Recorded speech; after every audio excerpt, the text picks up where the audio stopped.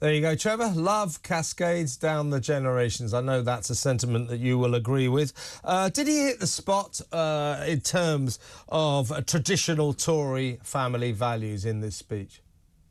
Well, I think that he hit several spots, Kevin. I think that this was one of the best speeches, stripped of all the sort of hot, airy rhetoric that we've heard from others, that I've heard personally for quite a few conferences now. And I think that it genuinely got people standing on their feet in enthusiastic response. The ovations were frequent and they were real.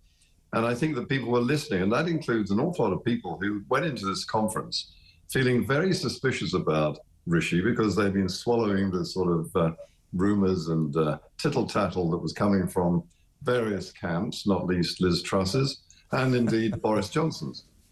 And so they came there, many of them quite sceptical about Rishi. I think they'd had a slight adjustment when Rishi went ahead and did what he did on the net zero and also on immigration. And I think they were vindicated in that change of view by a speech which I rate as something we might look back on next October as an election winner. Indeed. Now, I agree with you. I thought as a rallying cry, it might well mark a kind of turning point in Tory fortunes. It's certainly something to build on as they proceed towards the next general election. Lots and lots of good attacks on his enemy, his foe, Sir Keir Starmer. None quite as good as Suella Braverman yesterday, who called him Keir Take the Knee Starmer. He's not going to get away with that one for much longer. But on the negative side, or maybe this is on the plus side, what did you make of him finally admitting what we all knew he was going to finally say, which was axing HS2? Did you buy into his replacement Northern Network scheme, 36 billion quid to get to Hull in just 82 minutes or something, and a blizzard of information about roads that none of us in the South have ever heard of? Did you buy into that? Did you think it was a good way to cancel HS2? I thought, frankly, it was a masterstroke. And I think that the decision by Rishi, which must have been fairly difficult to say nothing despite the BBC's constant attempt to open up about what he planned to do for HS2, was also a masterstroke, because when it finally came, this was a policy that added up in all directions. And the most important thing about this is that it was hailed by no less than the Mayor of Manchester, the Labour Mayor of Manchester, Andy Burnham, who said that he never liked HS2 in the first place, and the way that the 36 billion left over will be spent in the north on railway links, east-west railway links, was exactly what he would have wanted in the first place. Now, this is the man, remember, who would very much like to be the next leader of the Labour Party. I think it's going to be very difficult for Keir Starmer to attack Rishi Sunak over this alleged U-turn, which is in fact plain common sense. Yes, I mean, that's what lots of us were calling for, have been for years. Why are you spending potentially 200 billion quid on a railway line from north to south when what the north needs is railway lines from east to west and west to east? So possibly, as you say, he has played a winning hand there. Interesting.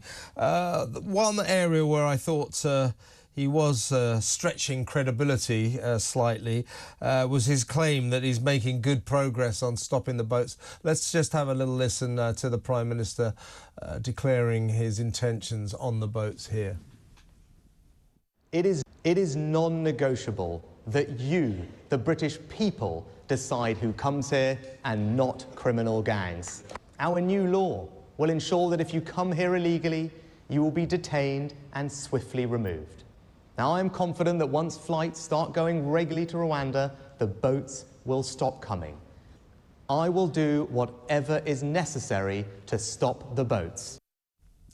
Well, Trevor, I'm not sure he's done what is necessary so far. You've got the Home Secretary, Suella Braverman, and you've got the Business Secretary, Kemi Badenoch, both saying, come on, enough is enough. It's time to leave the European Convention on Human Rights. And once we do that, effectively, we could take a plane off full of migrants to East Africa tomorrow. Now, before Suella spoke yesterday. Alex Chalk, the Justice Secretary, gave an impressive speech, in my view, in which he said, yes, we can sort the boats out, the migrant crisis out within our international legal obligations. Oh, yeah, great, yeah, rah, rah, rah. What that means is he wants us to stay in the European Convention on Human Rights. Now, if Rishi, he's talking the talk there, and many people will say, are you really telling us that you're doing a great job on stopping the boats? Because you're not. But if he's talking the talk, if he wants to walk the walk, he has to join forces with Suella and Kemi and leave the ECHR. Am I right? You are right, but the most important line in that clip you just played was the last one, in which he said, I will do whatever it takes. Now, I think that what he's doing here, as he did with the HS2 announcement, he's keeping his powder dry. He's playing his cards carefully. And what he's doing is waiting for the Supreme Court to come down with its decision sometime next month. And they're expecting it to be at least a majority decision in favour of the government's case, and possibly a slam dunk. In other words, a unanimous verdict. In any event, I think that it would be very difficult for the government politically to define not just the Labour Party and all the hand-wringers, but also a significant proportion of its own party, but by just careering ahead and leaving the Convention on Human Rights. But that is an option, and it's a very live option, and it will happen if anything gets in the way once the Supreme Court has given the green light. If anything gets in the way of those flights to Rwanda, and if it ends up in the hands of the Strasbourg court using and deploying the Convention on Human Rights, then we will leave it. There's no two ways about that. And I think this is being played out rather carefully and skillfully by Rishi, because he cannot rush this. There are too many people who are genuinely, in some cases, and in other cases, opportunistically, determined to bring him down. He's got to play this step by step. And I think actually he's got the cards in a row, and I think he'll play them right. Now, last question, Trevor. We saw Suella Braverman's speech yesterday. I thought was sensational. All we need is for action, for her to act on it. We're getting a lot of strong words, and of course the slight criticism is, well, you keep saying all of this, but nothing ever seems to happen.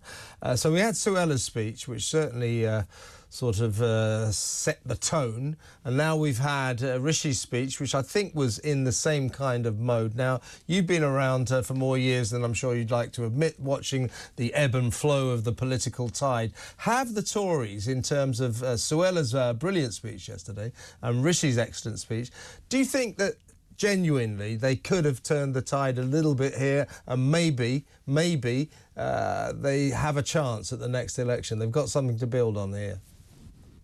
Well, speaking as the Methuselah of political coverage, yes, I think that what they're going to do is make sure that those aircraft take off with illegal immigrants heading for Rwanda, and they will become regular flights, and they will not only become regular, they will result, they are absolutely convinced in Downing Street, will reduce the number of people dramatically trying to cross by illegal means. If you're paying a lot of money that you've had to borrow, beg or steal to get across the channel to start a new life on UK benefits, are you going to risk all that when you can see some of your predecessors actually being taken straight to one of these fast-track deportation centres and put on the next plane out? It just isn't going to work. And already, I think that other countries, especially the European Union, are looking at this very, very carefully, and some of them are already planning to follow our example. Indeed. Now, have you, just the last question, Trevor, have you calculated how many Tory conferences you've been to? If so, what's the number? I would say well over 40 years worth of coverage. I started doing conferences when I was an industrial correspondent, covering all of the conferences. And then as political editor, I covered the Liberals, the SDP, the TUC, the Tories and the Labour Party. And I saw more of Great Britain than I really knew existed. I have actually been to the north and the northeast. I've seen the networks, those trains which don't run east-west. So, I mean, it's been a fantastic ride, I have to tell you. Yeah, I think on your gravestone, in many years to come, it will be, he mapped out his life in political party conferences. Trevor, great to speak to you as always. Trevor Kavanagh, political columnist at The Sun and a veteran of the scene.